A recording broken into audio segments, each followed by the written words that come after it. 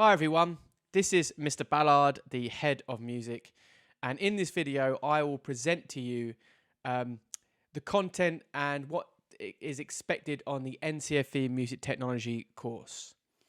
And I've just already started this with a few pictures which kind of explains what you'll be looking at in an overview, which is you'll be learning about studios and the technology that works in the studios. You'll be learning about what are called DAW setups, so smaller setups you have at home. And most importantly, you'll be learning software and how to manipulate that to make music. So, an overview. This course is designed for the students that are interested in music but not necessarily the traditional route. So, I sell this to students as if you love music, you really enjoy making music, but you don't necessarily play an instrument, then the NCFE Music Technology is the route for you to go down. This means they might have an interest in music production, how music is created on the computers using technology and software, and how it is then put together to make a final mix.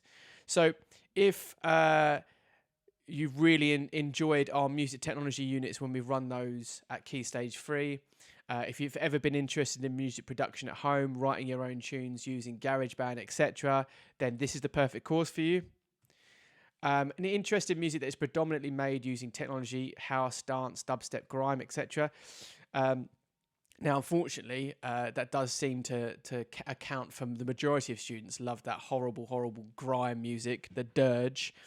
But obviously, it's popular amongst your generation, so I do teach how to write grime music and trap music on the course, and that's part of actual coursework because it's so popular and students prefer writing in that style. And that you might enjoy, tinkering around on keyboards, on piano, watching YouTube videos, but you don't necessarily get grades or have taken lessons on the instrument. So this course is a VCert course, and it is the equivalent to a GCSE. So it means that it's technically not called a GCSE. It's a technical course, but it's still a level 2. So it's still exactly the same value as a GCSE. And the course has changed to adhere to government changes of these types of courses, so it's more rigorous than previous versions of the course. Okay, so if you have known or had a sibling that has done the course, several years ago, and they said, oh yeah, that course is easy, it's not going to apply now because the government has changed it, and so it's much more rigorous. There's a lot more work to cover, and there is an exam in the course. I must stress this last bit, and that's why I've clearly highlighted it in red to make it as impactful as possible. This is not an easy music option. This is not like, oh, I quite enjoy music lessons. I'm not very good, but I'm just gonna take this because it will be an easy GCSE. It is certainly not an easy music option. Okay, it's for students with different skills and interests in music. I will say that majority of my students enjoy the course very much. They enjoy the way that it's taught, and I'm going to talk about that in the next slide. Because they do find it a little bit of a change, a little bit of a release from their other subjects. You have all of your academic subjects that you have to partake at GCSE level. And Music Technology VCert course, or NCFE is the actual provider, is just very different. You come down, we're talking about different things. The style of it is different. There's a lot of independence in it, so you getting on with the work and you sorting stuff out yourself. And that's reflected in the way that I teach the course. So I have to separate between teaching time and your actual coursework production time. So during that teaching time, I will teach the content using videos and custom design worksheets. This is something that I've been pushing for a lot more this year, and students have found it very useful and helpful in understanding the material. So whereas I would usually traditionally stand in front of them and present something or teach them that way, I now have custom design worksheets, and students have videos that they can interact with, and it gives them the theory and the foundational knowledge that way. And they've all found it very useful because they can pause it, they can rewind it, etc. So it's a very It's a new thing that I've started this year, and students have really engaged with it. And what's great about this is they can have access to this in Office 365 to go over the material that is misunderstood. So if we've covered a little part of the course a little bit too quick, they can go into that material, they can open it up, they can look at that at home, they can watch the videos, they can access it as long as they've got an internet connection. And then the coursework sessions. So I sort of stopped becoming a teacher at that point. I become what's called an assessor. And I cannot help them in the way that I would do as a teacher. It's not to say they're on their own. They'll still have access to all the material that we've covered and their notes and their work that they've created in those lessons. But asking questions, me interacting with them has to be limited. It's more about them then getting on with it and me witnessing that they have done this on their own. Just in case anyone's getting concerned about that, I must stress that I offer lots of scaffolding to support this. So students that struggle with independent learning, because that's quite a common thing amongst students, I give lots of steps up to that point before I leave you to kind of get on with it. There's lots of steps to get there so you know what you're doing. I'm not just going to kind of walk away from you and you have no idea what you're doing. There's lots of steps that will progress your way up there so you really understand what you need to be working on and creating. So what I thought I'd do is I'd break down the course. I'm going to play you a couple of examples of coursework. So this Unit 1 and this Unit 3 are part of what we call the internal assessment. Just so you get an idea of the material that students have produced, okay? So Unit 1, students have to create a track that shows how to use the computer to write music, and at the same time also shows they understand a style of music. So we'll listen to that one first, and I'm going to play the whole track. If you obviously don't fancy listening to it, that's fine. You can fast forward it, but it gives you an idea of this is a distinction level, by the way. So this is the highest grade, and I haven't mentioned it before, but a distinction at NCFE is the equivalent to a grade 8 or 9 at GCSE. So we're talking A-star material. So have a listen to this. This is the standard of the work they're expecting from you.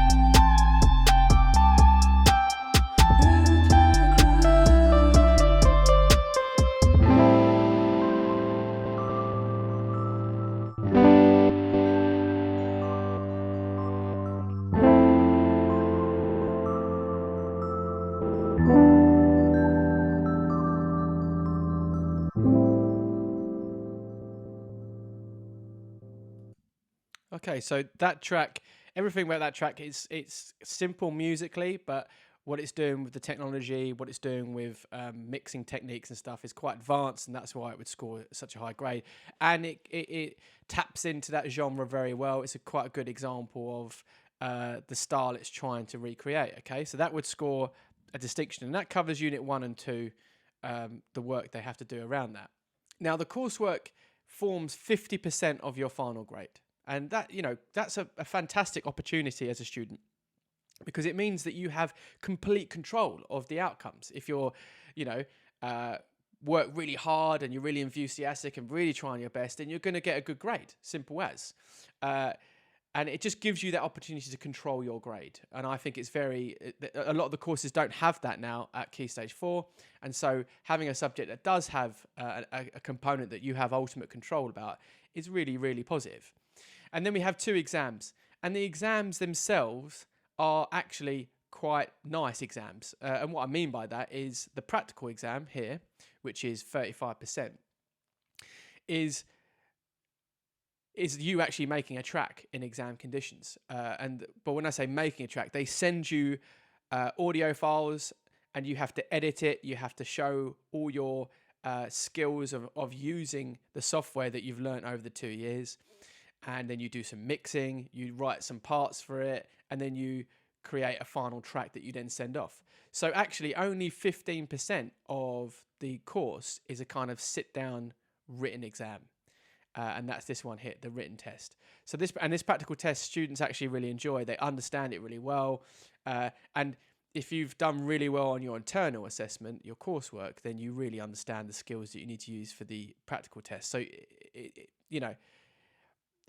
it's a very nice exam, I would say. So I'm just going to quickly talk about the coursework, but I'm going to do it very quickly. I've got quite a few slides, but I'm not going to do too much detail on them.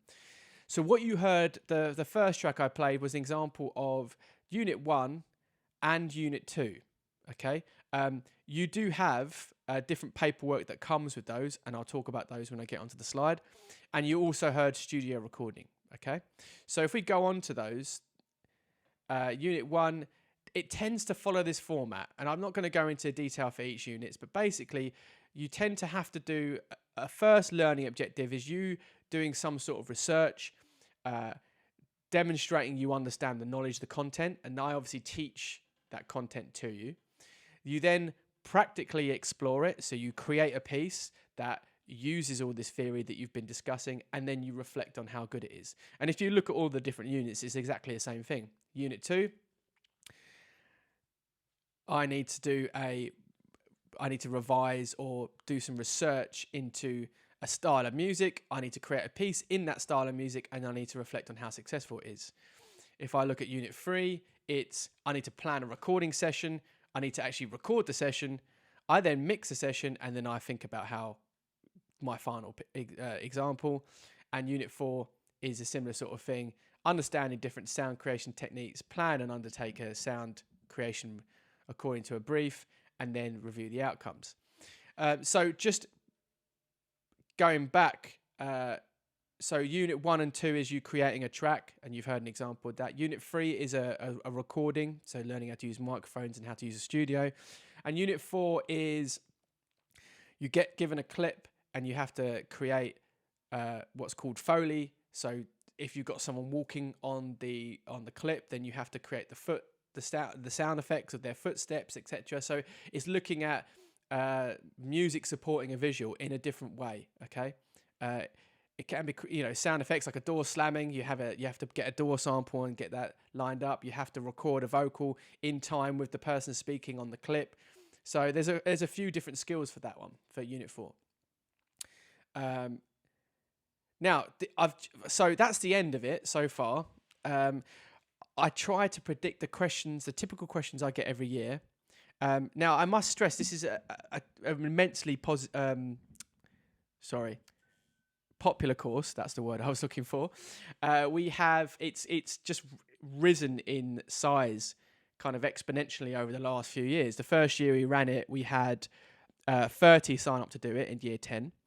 And then the next year we had kind of 40. And then last year it just absolutely exploded. We've got 2 classes of roughly around 26, 27. So we've got almost 60 students now just in year 10. So it's a very popular course. I have to emphasize the students enjoy it. They enjoy coming down to the lessons. They enjoy coming down to my lessons. They see it as a little bit of a break, a little bit of a release. Don't get me wrong, I've got extremely high expectations, and I'll push every student. I don't ever apologize for this, but I will push them as hard as I can so that they get the best grade that they can walk out with. But it's just a different format, a different style to your other GCSEs. So the typical questions that I come across at the end of these PowerPoints is, will I get a chance to play instruments? Probably not. No, that's not what this course is about. This course is about studios. It's about understanding the technology. It's about making music within the computer. It's not about making music outside of the computer in the traditional GCSE route. Okay. What software do I learn how to use? We teach Ableton, which is a PC-based piece of software, and we also have the option of teaching Logic, which is Mac-based, but we stress that most of it will be on Ableton. And you know, if you really get interested in this, you can get yourself Fruity Loops at home is pretty decent piece of software to make beats. BandLab is a free one that you can get on Chrome. And you can buy yourself Ableton if you want to work or to make music at home. And obviously, if you've got Mac, you've got GarageBand. That's a similar sort of thing. Do I get to go into the music studio during lunchtime? This is a classic question I get every year. No is the answer. I'm just going to say that. There will be opportunities for you to get into the music studio, but because of the nature of, COVID has changed everything. So having students in during lunchtime has changed, and our lunch break is much shorter. There probably will be opportunities if you bug me enough for you to get into the music studio. I'm not going to turn students away if they're really enthusiastic and really want to get into the studio to experience it. But at the end of the day, I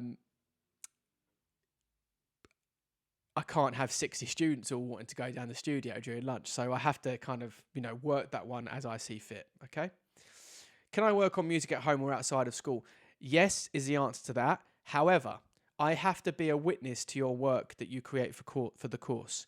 So if you are creating a piece of work and you want to submit it for coursework, then I have to have evidence that you have been doing it yourself and not having someone else do it for you. Not saying that I wouldn't believe you, of course, but I have to be the assessor from that perspective. Now, if there are any further questions, please do not hesitate to give me a shout. My email is c.ballard@hurstmere.org.uk.